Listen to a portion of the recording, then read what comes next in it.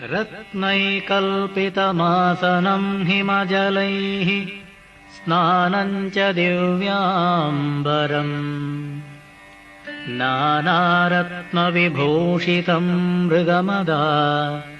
मोदाङ्कितम् चन्दनम्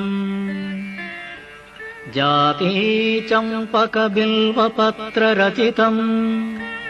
पुष्पम् च धूपम् तथा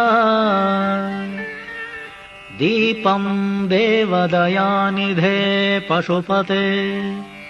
हृत्कल्पितम् गृह्यता सौवर्णे नवरत्नखण्डरचिते पात्रे घृतम् पायसम् भक्ष्यम् पञ्चविधम् पयोदधियुतम् रम्भाफलम् पानकम् शाखानामयुतम् जलम् रुचिकरम् कर्पूरखण्डोज्ज्वलम्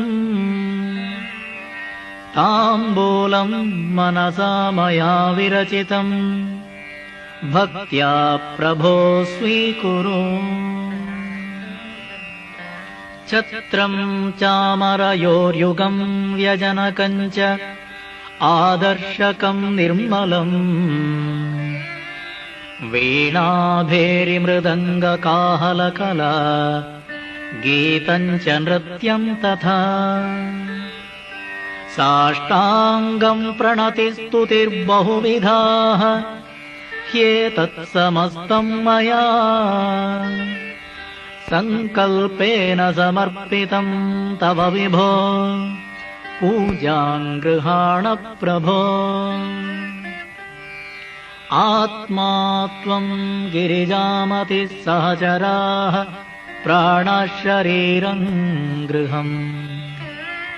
पूजादे विषयोपभोगरचना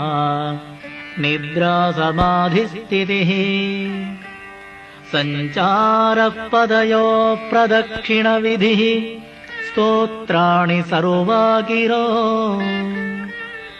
यद्यत्कर्म करोमि तत्तदखिलम् शम्भो तवाराधनम् करचरणकृतम् वा कायजम् कर्मजम् वा श्रवणनयनजम् वा मानसम् वापराधम् विहितमविहितम् वा सर्वमेतत्क्षमस्व जय जय करुणाब्धे श्रीमहादेव शम्भो।